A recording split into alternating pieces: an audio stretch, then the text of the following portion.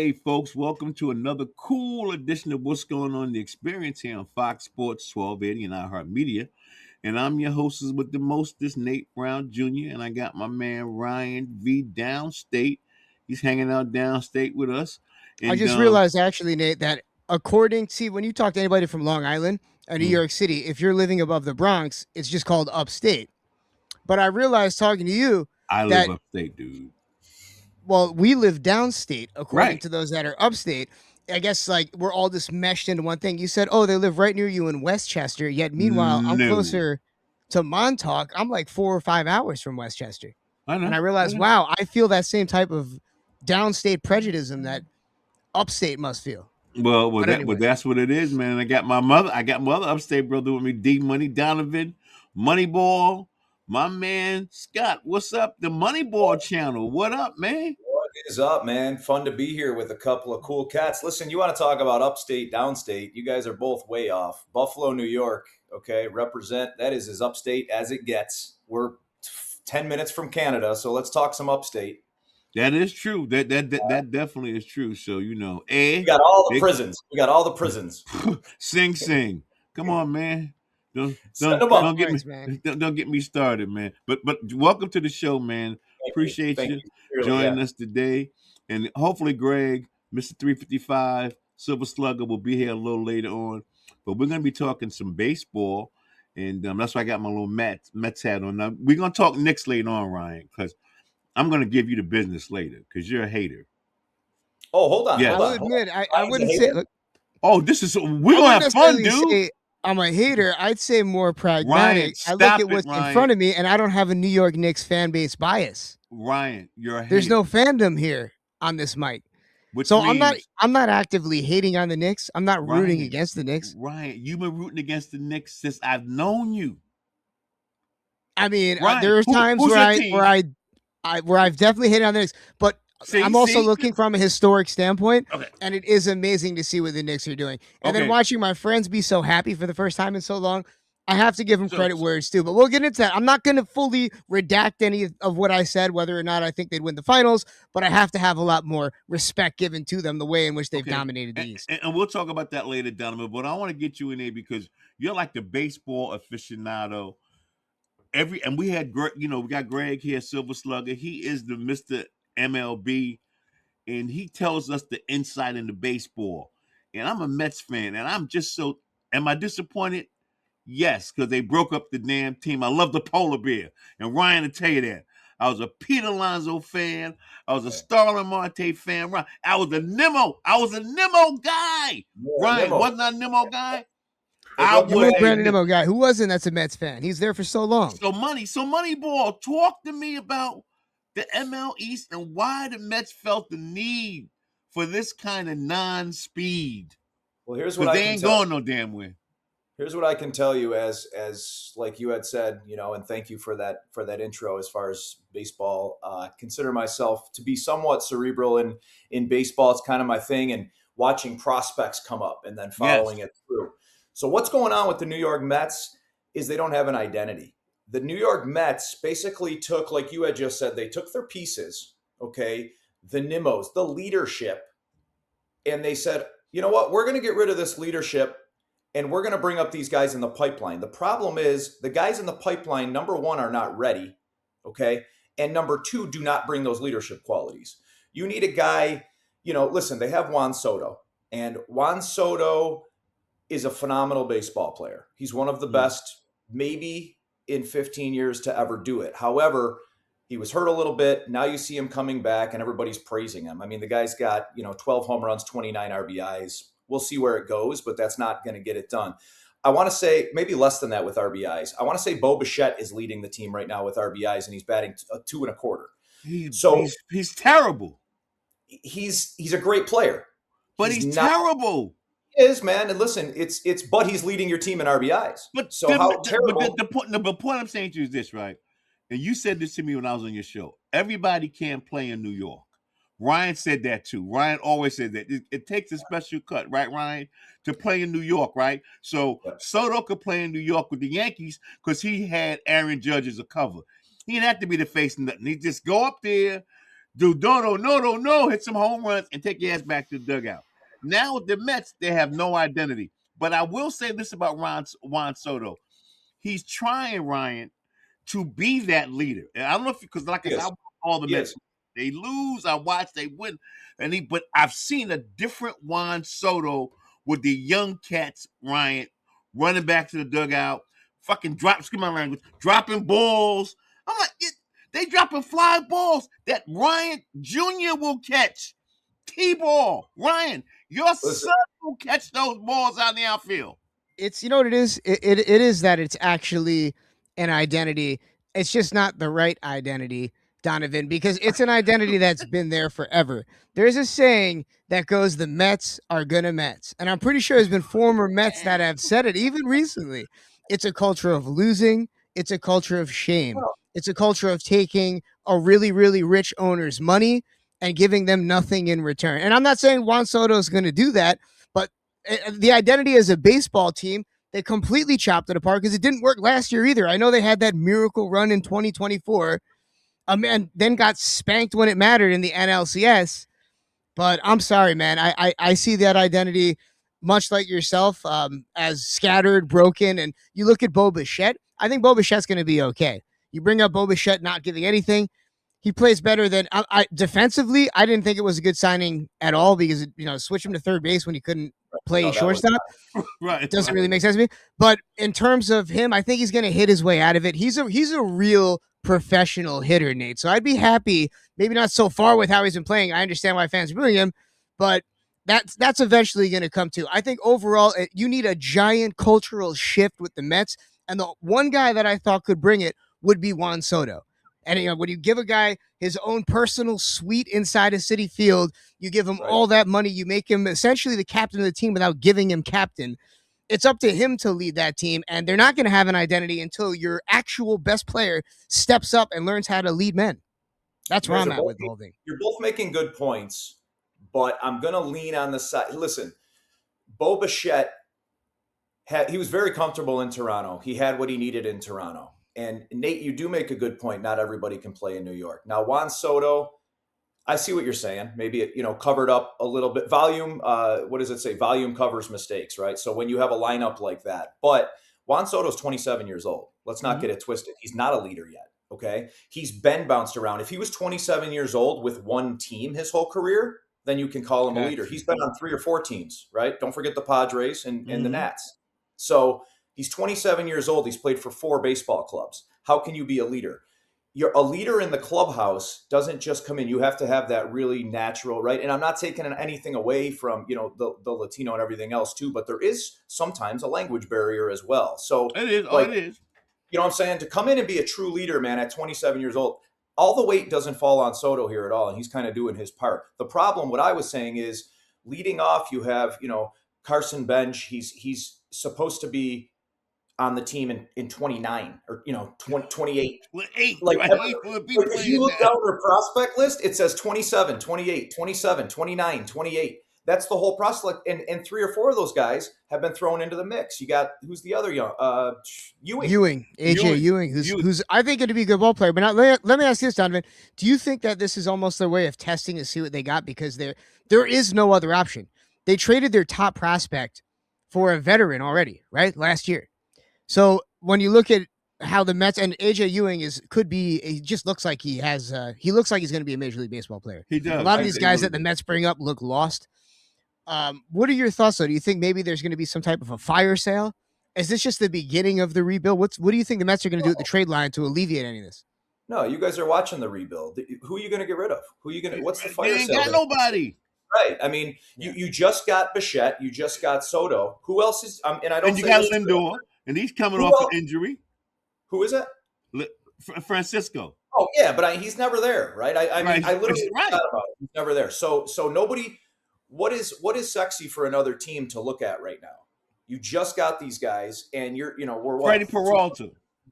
Right. Peralta is definitely. There's a few guys over there. Freddie Peralta. And man, if he hadn't gotten hurt, they had a piece there with Clay Holmes. I hate to admit it as a Yankees fan, just don't put him out there in the last inning, but he was pitching really well. All right, so just because we do have to go to a break, but I want to ask you this, Donovan, both of you guys, because your Mets. Is there a chance that the Mets give up on Juan Soto at any point. He has that. He has a chance to opt out, right? But is there a chance that the Mets take a talent like that and try to throw him away for some prospects and just to get that overall identity shift that didn't happen with, the talent but not the leadership?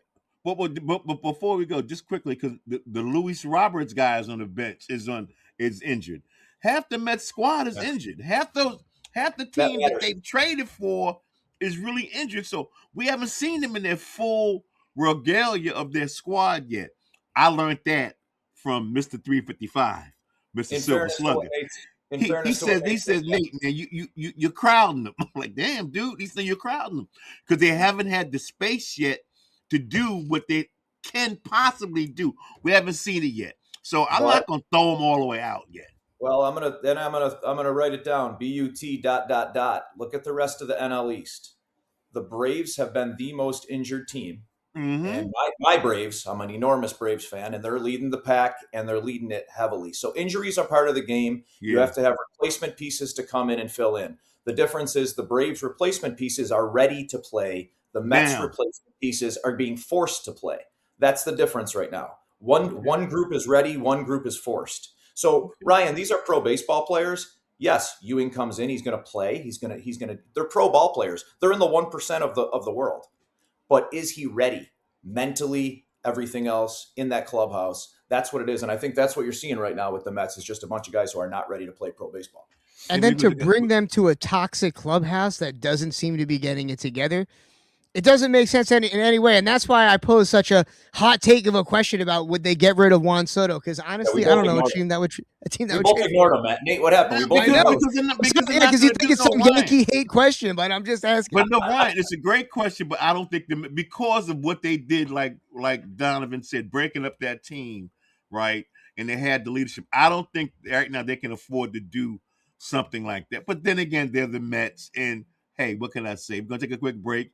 When we come back, I need Donovan to break down not only the Mets, but the rest of the Major League Baseball. And with the Yankees, too, man, how the Stinkies are doing and how they going to fare well. And here we go again with them damn Dodgers. We'll be right back. Hey, folks, welcome back to What's Going On in the Experience here on Fox Sports 1280 and iHeartMedia. And we got my man decided to join us. He's so cool. He don't have his baseball hat on. He got the fedora rocking. Mama, look, and he got the golf clubs in the back. I told you the guy does nothing but ride horses and play golf. I want that life. If I hit 355 home runs, I will be the same life. Greg Vaughn, welcome to the darn show, brother. Oh, can't hear you. See? There you go. Sorry about that. Hey, I said sorry about that. Shoot, I had to go. Just leaving the airport right now. This brother's shows up. See that to all the ball players out there that don't show up. We got Greg here on his way back from the airport, showing up, ready to put Nate on blast. You see Nate? See what he wore today, Greg? He's got the Mets hat and the Knicks shirt, the Knicks sweater. You know, I told you. You know how he is, dude. You know what? I'm sorry I don't have my Golden Knights jersey on right now. Greg, I saw it the other day, man. Respect. Gotta match that energy. Gotta match that energy.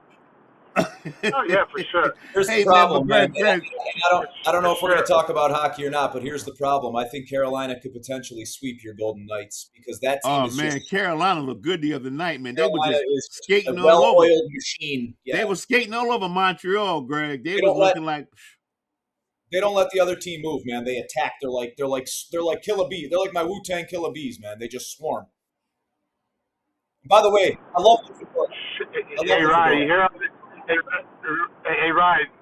Hey, Ryan. Do you hear this smoke that these guys are trying to bring? Hey, we're ready, dog. Shit. We just swept. You know the best team in hockey. We just swept them. You mean the banged up Colorado Avalanche with half their stars hurting? Yeah, you did. Well, as Greg told me so poignantly, you can't blame for who's in front of you. You play whoever's in front of you. That's who you play. So when the Knicks win the championship, don't tell me that, they played. So I don't want to hear none of that. Who's ever in front of you, you play and you win. So speaking of who's in front of us, Greg, as we get on with the show, I just want to give a quick shout out to hip hop head that just passed away, Rob Bass. It takes two. It takes two to make a thing go right. Yes, and sir. they took that hook from James Brown and Lynn Collins, but it took two to make a thing go right. Rob Bass, Easy Rock. Come on, man. I want to rock right now. I'm a bass and I'm going to get style. I'm known about the microphone because I get busy. I'm outrageous. Stay away from me because this can take. Come on, Nate. There you go. Come on, Greg. Don't you know the rest, Greg? Come on. Hip hop heads. Yeah, hey, man. Yeah, I'm a hip hop head, but I'm trying to drive right now. I'm trying to. Greg's like, yo, Greg's like, I thought we were going to talk some sports. I got Nate singing. I love Greg. Greg is too funny. But Greg, before you came on, man, Ryan and Donovan was breaking down the Mets, and then Ryan had a poignant question for Donovan. Ryan, repeat that question so Greg can hear that. Yeah, Greg, you might shake your head at this one. You're going to probably think I'm just trolling on these guys because, they're into the Mets. But I have to ask, Juan Soto signed a hefty contract. And I heard all these nasty nicknames, Juan Noto, all these things that Nate says. Is there a world in which Juan Soto is given up on by the Mets and is traded, not in the same way that A-Rod was by the Texas Rangers, but is there a chance that the Mets completely go for a rebuild and just trade Juan Soto in the future? And now, hold on. Let me butt in first. Greg, before you comment, because I still owe him an answer, all right? Because you missed the first segment. And I said, Greg, listen, first of all, this team is they have basically all of their prospects called up playing right now. Juan Soto is the meat and potatoes of that team. And he's doing a lot more, that you don't see behind the scenes. And Greg would tell you, especially when he's taking the walks, he's taking and everything else. But my opinion, absolutely, they do not give up on Juan Soto. He's there to stay. It's his fourth team. He probably at this point wants to go forward with, hey, I want to start being a leader and showing that maturity. He's 27 years old. So I say no. Greg, go ahead. Yeah, I would say anything's possible. I would say if the Mets don't, if they're not, winning the East, winning that division, I would say at some point, yes. I wouldn't say, right now, but in the near future, anything's possible because if you can move that contract, the only thing, with them, when you have Cohen as your owner, he'll eat half that money. You know what I mean? He'll eat half of it if it can put a contender over the top by acquiring Soto. I think they're going to stick to the plan right now because they have, they brought in Bo, they have Lindor. I mean, they have some hefty contracts, so they would have to move quite a bit to rebuild. So I think right now, I think they stay to the plan. After that, I think anything's possible. So that goes back to your point there, Ryan, that the Mets might have some things in the future looking at switching up. But I think right now they're gonna just ride with those young guys because they ain't got nothing. What else they gonna do? They ain't got nothing else. They gotta let them play. They brought them up, Greg. Whether they drop the ball in the outfield, make mistakes on third base, whatever the case may be, they won last night. Matter of fact, AJ Melendez, I don't even know who that guy is. AJML, I have no clue who the guy is. Got up last night, Greg, bottom of the ninth, hit a 2-run jammy off of the Marlins, who the Marlins be just eating the Mets alive when they play them. It's like they got their number. But last night, and then they brought up the kid Tong again, who they had the pitcher. They had him last year. They brought him up again. So you talking Jonah? Jonah, yeah, they brought him up. So he pitched fairly well, right? So, Donovan, what do you think? I mean, what does the Mets look like in the near future? Let's give a little bit of a break here to this guy. It's the third or fourth mention of the drop in the outfield, right, Ryan? I'm sorry, man. That's Little League. This poor kid was slated to come and play for the Mets in 2030.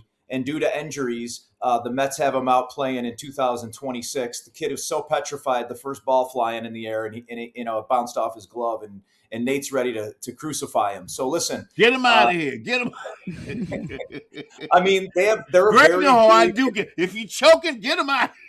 They're a young team right now, and to your point earlier, I forgot about Luis Robert. I forgot he was on the team because. And these guys that they have sitting, Lindor and Robert, who are not playing. Now, if you had them in the lineup every day with Soto and Bichette, there's your leadership, man. If you have 4 out of the 9 guys, have 6 to 8 years of MLB experience, that changes the dynamic completely. That changes the bench. That changes the clubhouse, as Greg will tell you. So there is no way, like, those guys are a huge part of this equation. Greg, is that fair to say? Yeah, no doubt they're huge. I mean, when you sign those type of contracts and you bring guys in, they are you're counting on them to lead you to that chip, right? These guys have, their track records are proven. They've been there before, But when they're out of the lineup, I mean, it's hard, And I played with Dante. I know Bo as a baby, but you're coming over there. You're trying not to step on anybody's toes. You know what I mean? He's still trying to get his feet wet. We had this conversation about Soto last year. Remember, Nate? He's trying to, just basically fit in. Now, he's the guy, but it's something that you guys stated earlier. He's 27. I mean, he's a guy at 27. I mean, he has damn near 12 years of MLB experience at 27. You know what I mean? It's so he's still fairly a young man himself. But this is where I disagree. I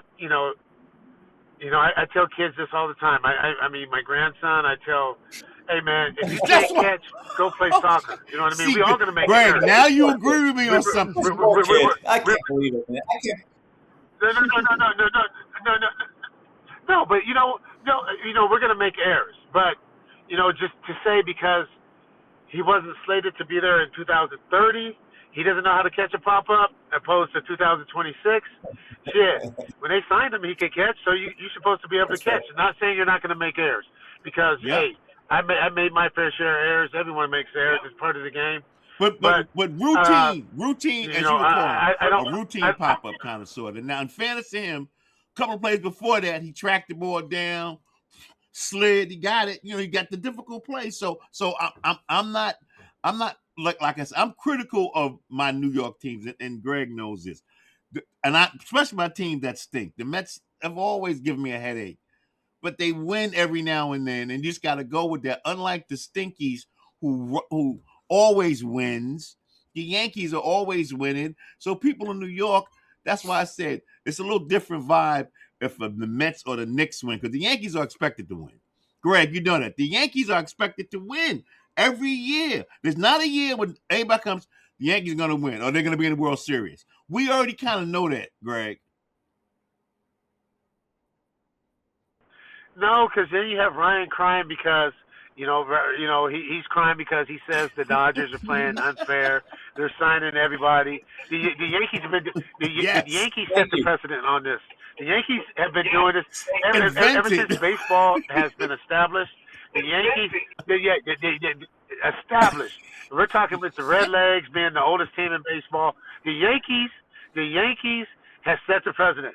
We have deep pockets, and we will buy everybody. But now the Dodgers are doing it, and we got to listen to all the Yankee fans cry. It's amazing. It's amazing how much we get for our hard-earned money. For George Steinbrenner or whatever fill in the blank Steinbrenner's hard-earned money. And it shows how great the franchise is and how it somehow manages to maintain that level of success even through the dollars, because we see that with the Mets. It doesn't matter. And also remember, guys, before I remember, the Yankees were terrible. Before I remember, it was a miserable team. Not in the 80s they were okay, but they weren't making it to the playoffs. In the 90s they were trash.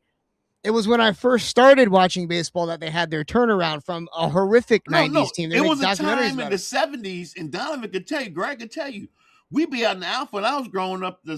Joe Pepitone, he'd be out there combing his hair. They didn't take the Yankees serious. Only reason you went to bat there because Roy White got a free bat. Roy White. But other than that, you sat out in the back of the bleachers, 50 cents, you had your hot dogs, and you snapped on the outfield. You gave Joe Pepitone the business. You gave Roy White. And they look at you like, man, they would give you the finger. They were listen, the Yankees back in the day, it was awesome. And then they got your boy Thurman. They got your man Thurman Munson. When they got Thurman, I'm telling you, when they got Thurman Munson, Greg knows this. When they got Thurman and Reggie, that's when the Yankees are starting to come back. Billy Martin, acting like he ain't had no damn sense. So I remember all those good and the bad, the uglies about the Yankees. But the one thing about them, they always won, basically. They always basically won. They weren't going to put up a losing team, Greg. They just weren't going to do that. No, I mean, shit. I mean, the Yankees, they've always had that star power. You know what I mean? Yep. You can go back to DiMaggio, Ruth. I mean, they've had that star power always. And you know, and I'm not taking anything away from the Yankees. I mean, the Yankees are the Yankees, right? It's if you're able to wear that, you know, those pinstripes and all that. I mean, that's a testament, man. It's it's a blessing. I just think it's funny to hear, you know, them cry about how unfair the Dodgers are. That's what I think is funny. We're not taking any greatness away. We're not taking, you know, we're giving them their flowers. You know what I mean? But to hear them bitch and moan about what the Dodgers are doing and it's not fair, you know, when they do they've basically been doing the same thing since baseball has been existent. It's just hilarious to me. You know what I mean? Hey man, people are choosing, you know, palm trees and Beverly Hills instead of cold and the concrete jungle. Hey Greg, let me ask you this, man. If you open that sunroof up right now, okay, and that fedora goes sailing into the air, right, and it goes sailing across the highway, and somebody grabs that fedora, they're going to have no idea that it belonged to Greg Vaughn 355, man, when they pick up that white fedora that goes flying out the sunroof. You know what? You know, we don't get that much wind in Vegas, but I don't think they would matter anyway. They would be like, who? No, they would take it over to Pawn Stars, and they would say, "Hey, listen, man, what can I?" They said, "Who?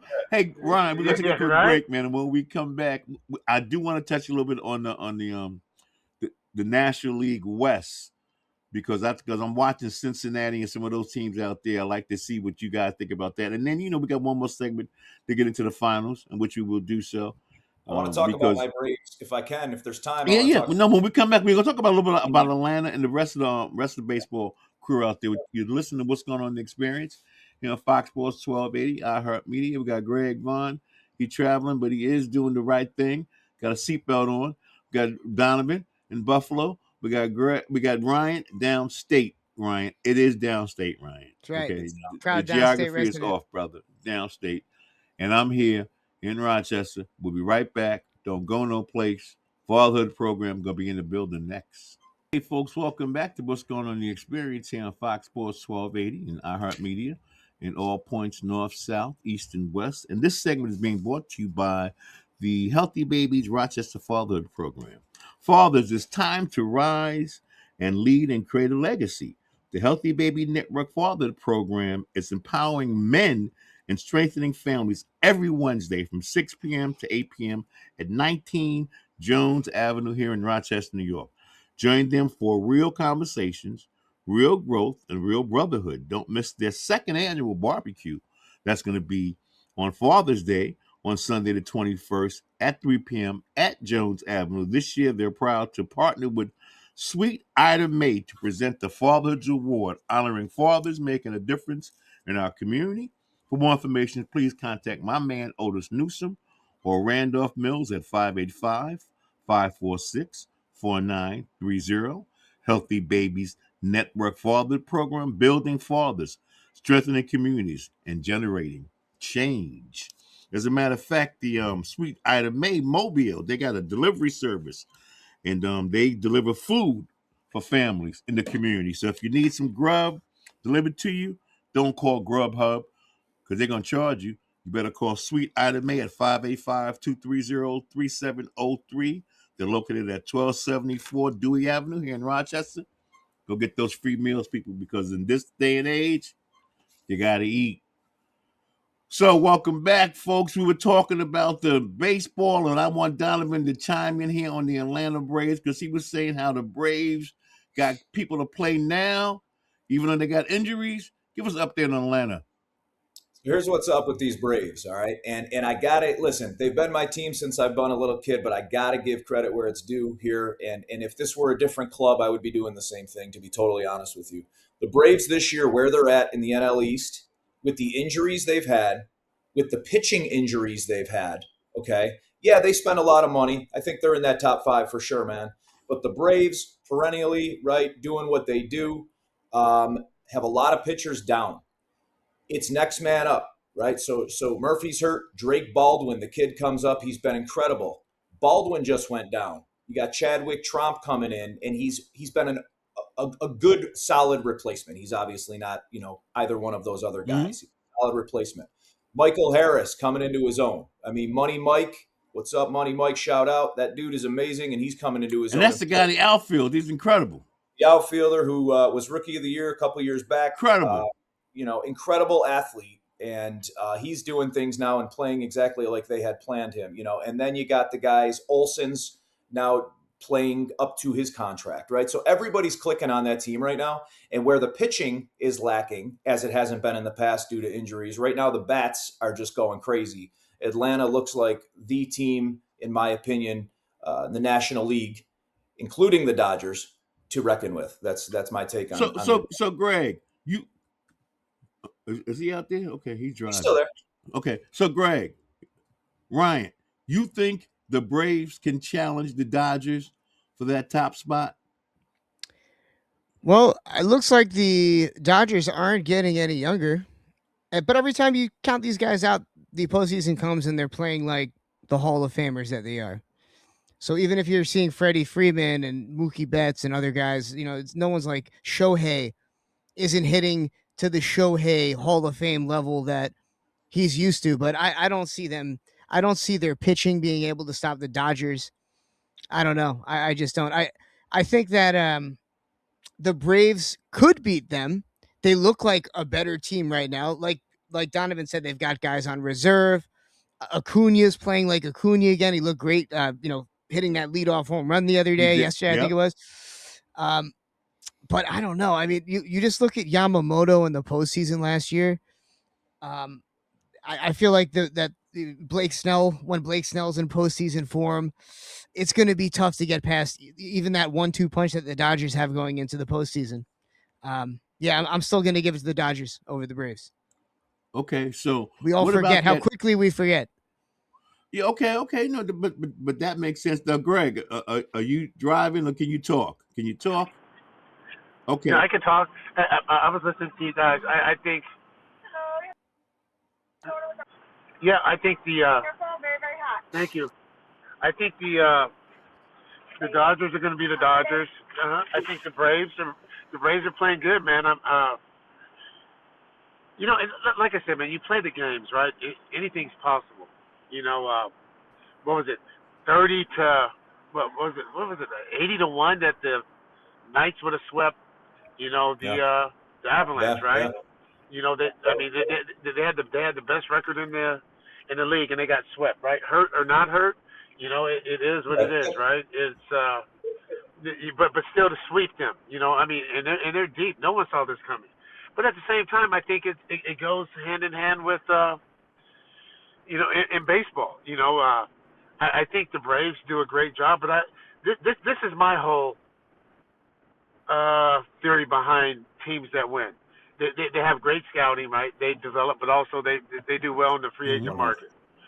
But they have managers and coaches that have played, so they understand the day-to-day grind. Yes. They understand. So, Walt Weiss. I mean, I played against Walt ever since college when he was at, North Carolina and I was at Miami. I played against him in the big leagues. You go from there, and then you go to, the Dodgers. Dave Roberts and his staff. The teams that win, Bochy and Dusty Baker and teams win when you have when you have coaches and staffs around that have played. They know the day-to-day grind because it's so much more than just getting hits or getting people out, right? It's helping that guy mentally get through those tough times. It's knowing what to say because they've done it. It's hard for someone to know how to convey something if they've never done it, right? They can read about it. They can play expert. I mean, just go on the internet. You have all these guys teaching kids, in travel ball how to hit. They never played. You know what I mean? A lick of baseball. Yeah, swinging up. I mean, I had two boys that played, and I played, and I would listen to what the coaches are telling them, and I would just shake my head. You know what I mean? It's weird. It's you know, and the thing about it is, it's you have to be open to continually grow, right? Every day we're trying to be better than we were yesterday, and you know, these guys nowadays, and even these coaches, you know, you have to do it this way, you have to do it that way. You don't have to do shit. You have to get on second base and score. That's what you have to do. I agree. That's, you know, whatever you have to do. What worked for George Brett might not work for Greg Vaughn. What worked for Greg Vaughn might not work for Fernando Vina. What worked for Gary Sheffield might not work for, you know, Dave Parker. It's taking all of our strengths and having someone smart enough to help us, you know, be the best version of us, right? It's not something that you can say we all have to do this. But you know what I mean? I remember my young. But Greg, as you were saying, and I'm going to cut you, but as you were saying that, because we got to go to break. That's a great segue into our last segment about the NBA championship that's getting ready to come up, because finally one team figured out how you don't have to do it this way, and I could have my team do something another way. We're gonna take a quick break. You listen to what's going on. Fox Sports, 1280, iHeartMedia. Greg just broke it down to you. You don't have to do nothing but get you behind on second base and steal a base and get the third. Okay, and I don't like that putting the guy in. Score a run. Hey, you know, Wally Joyner said it the best, you know, in our meetings in San Diego. Wally said, everybody get on base twice. He didn't say everybody get two hits. He said everybody get on base twice, and then we'll take our chances without scoring the opponent, right? That's the name of the game. Who scores the most runs? It's not who sees the most pitches. It's not who, 100%. you know, doesn't swing at the first pitch. It's freaking, you know, it's who scores the most runs, right? And that's the name of the game. However you get it done. Are we on break yet? No, we're going to take a quick break, and when we come back, we talk NBA. We'll be right back. What's going on? Don't go no place. Folks, welcome back to our final segment. What's going on in the experience? Here we got my man Greg Vaughn, Mr. 355 Silver Slugger. We got Donovan Scott up in Buffalo, D Money in the Moneyball channel, and we got, of course, Ryan V down in downstate NYC, and it's me, Nate Brown Jr. Now, just quickly, man, we got the game coming up tonight, and I guess, you know, we're on tomorrow, but the game's coming up tonight between San Antonio and OKC. So I'm gonna go to you first, Mr. Athlete. Who you got in Game 7? And don't show me no spreadsheet either. Who you got? No, I can't show you the spreadsheet because I'm. That's driving, what I'm glad. Give me who you got. Oh, who I got? Yeah, I'm not. Hey, I'm going with OKC, man. They're the champs until they're not the champs. You know what I mean? They're the champs until they're not the champs. I think, you know, Shea hasn't been, you know, himself. I think, you know, I think they're gonna have to, you know, they're gonna have to play their best, and they get to do it at home, right? So, I think. Now your man, what's the name? Man, he ain't playing the other guard, Jalen, the other Jalen guy. He's out. That's big, man. No, J. Will is big. He's out. He's out, and that's you. So I'm gonna go to you, Ryan. Give me your take. Well, I you know what? If it weren't for J. Will getting hurt and progressively more hurt, I would have taken OKC. I didn't think at all that the Spurs would even take it to Game 7. I know that's everyone's prediction. Oh, this one's going to Game 7. I thought that Thunder was going to not let it get this far, considering this is the Spurs' real first go at it. But my gut is telling me now that San Antonio is going to win with Jalen Williams out. There's no secondary option as good as that's going to score. He can score in the late game. And as we see, you can only flop your way to so many free throws before eventually they're going to learn how to, and they have shut down Shea. You know, he looks like a different player in the last game. But also, Wemby just looks like the best player on the court. And you think that Wemby, with his legacy, the way that it is, the guy cares so much. He's so proud. He's going to drop at least 30 points. He's going to grab at least 12 to 14 rebounds. And I think he's going to dominate so much that the Thunder aren't going to be able to do anything. There's no amount of spinach that Holmgren can eat. Sorry, Chet. I think Victor's going to take over. And Castle and Vassell and who is it? Dylan Harper, I think, is going to emerge in Game 7. He's one of the best. Now, hold on for a second. Hold on a second, because I got to go to Donovan. We don't got a lot of time, fellas.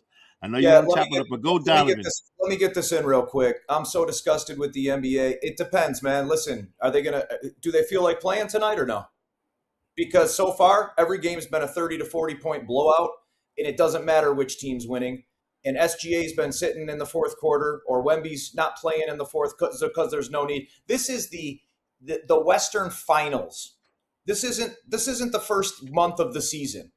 I mean, the Knicks go out and they sweep a Cleveland team that looked like little cagers. I mean, this is insane, man. NBA, get it together, because you can't be winning 40-point games, 35. Listen, the Knicks were up by 45 points in the second quarter the other day. All right, these guys, they're playing when they want to play, and that's really all I got to say about it, man. And Wemby, Ryan, maybe he'll have 30 and 17. Maybe he'll have 24 and 4 like he did in Game 2. What you say, Greg? Good point. I'm going to say Wemby is the face of the NBA. He's playing for a nation. He's playing for a legacy. He's one of the young guys that are different.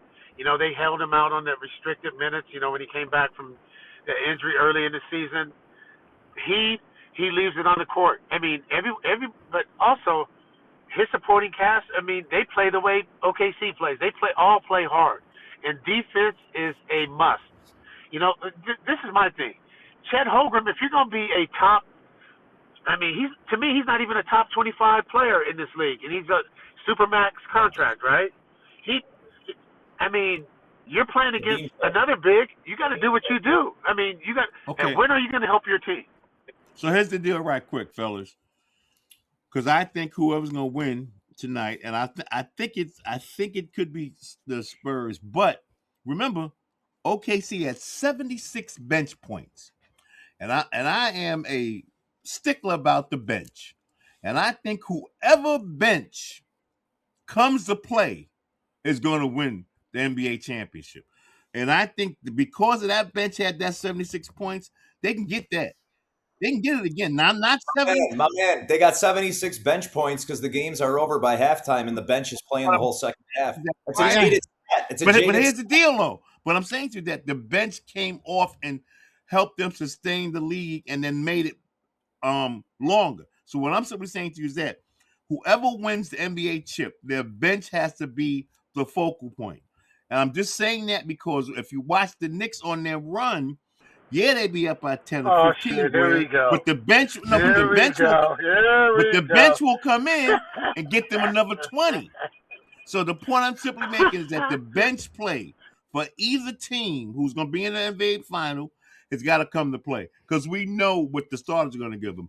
And the Knicks finally figured out how to use Jalen Brunson. And I've been harping on this, Greg, for 2 years. Play off the damn ball. If he plays off the ball, the Knicks are going to be successful. They figured it out. They made Karl Anthony Towns a bigger version of Draymond Green and a better version in terms of his offense. So I'm just here to say I think the Knicks are fun to watch, man. I think the Knicks are fun, even though they will be winning by 20 or 30. They just because the bench comes in and still plays hard. They play hard basketball. Just New York sports fans, man. I'm sorry. I love all the glory. I love watching you be so happy. It's great, Nate. But I just wonder what you're going to be treating Jalen Brunson like next year after they lose to the Spurs in the finals. And it's, oh, my God, we can't build a team around a guy that doesn't play defense. Oh, my God, he holds the ball too much. I will never say that. So what's going to happen to the legacy of Brunson after they lose in the NBA finals? That's my question to you Knicks fans out there that are proclaiming he's the king of New York over Aaron Judge. What are you smoking? Here's the deal. Because you're going to come back on the show, obviously with Greg and you. I'm also have Joseph Hill, who you haven't met yet. You'll meet Joe Donovan because he's a firm Knick hater. And I'm gonna put a plate of crow in all three in front of all three of you. You're gonna eat crow, especially you and Joe. Nate, I'm with you. Especially you and Joe. Y'all eating the whole plate because y'all hate on the Knicks. See, Greg, he get a pass because he just sometimes he don't like the fans. No, I don't hate on the Knicks. You know what? It's the BS that comes with it. Hey, I'm Mike Brown through and through, dude. Like I said, you should send Sacramento Kings. You should send the Kings a present. You know what I mean for letting him out of his contract and firing him. You know what I mean? You should send the Kings a present for letting Mike Brown go. The Denver Nuggets should send the Kings are present for letting Malone go, and he won a chip. So this is a pattern. So it's probably Mike Brown, who's a great person, will probably win a chip because our brain trust decided that he could not coach. They knew better than Mike Brown. You know what I mean? So. And on that note, we got to get out of here, Ryan. We got to go, right? Everybody, Perfect. Thanks for listening. Greg, thanks for joining us on the road. First ever Fox Sports radio show to see the drive-through all in one sitting. Donovan, thanks for joining us. Everybody's got to go check out the Moneyball channel immediately. And, of course, go to our YouTube channel, Fox Sports Radio's What's Going On. I believe it's What's Going On Sports across the boards. Hey, man, folks, I want to thank you guys for just coming in with us, man. We appreciate you guys. Donovan, Greg, Ryan, God spares our life. We'll be back next week. See ya.